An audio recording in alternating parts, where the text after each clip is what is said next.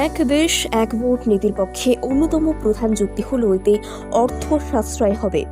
লোকসভা এবং সব রাজ্যে বিধানসভা নির্বাচন একসঙ্গে করিয়ে ভোটের পেছনে বিপুল খরচ কমানোর যুক্তিতেই ওই নীতির পক্ষে বারংবার সওয়াল করতে দেখা গিয়েছে প্রধানমন্ত্রী নরেন্দ্র মোদীকে। দেশে যদি সত্যিই এক দেশ এক ভোট নীতি কার্যকর হয় তাহলে ইভিএম পিছু কত খরচ হতে পারে তার হিসেব কেন্দ্রীয় সরকারকে দিল জাতীয় নির্বাচন কমিশন।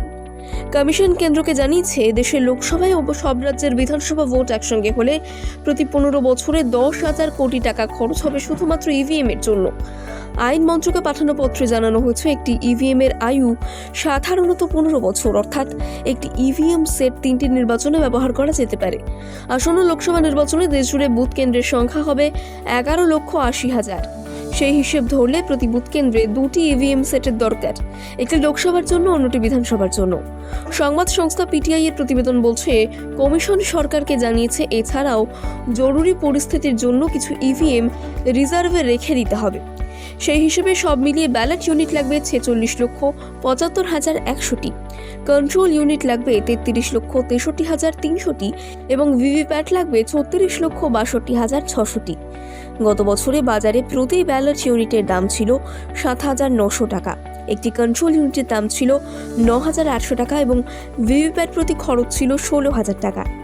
2014 দেশের প্রধানমন্ত্রী হওয়ার পর থেকেই এক দেশ এক নির্বাচন সওয়াল করে আসছেন মোদী, কিন্তু 2019 লোকসভা ভোটের সঙ্গেই যাতে সব রাজ্যের বিধানসভা ভোট করানো সম্ভব হয় সে চেষ্টা তিনি করেননি।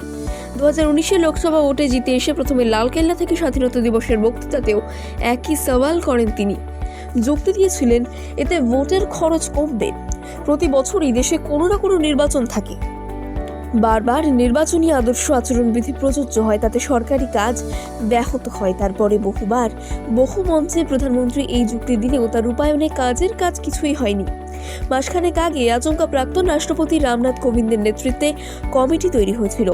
বিরোধী শিবিরে হইচই শুরু হয়েছিল, বিজেপি কি 2024 লোকসভা এবং সমস্ত রাজ্যের বিধানসভা ভোট একসঙ্গে করাতে চাইছে।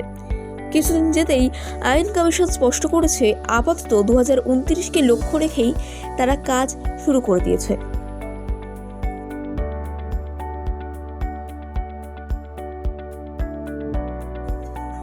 এক দেশ এক ভোট নীতির পক্ষে অন্যতম প্রধান যুক্তি হল এতে অর্থ সাশ্রয় হবে।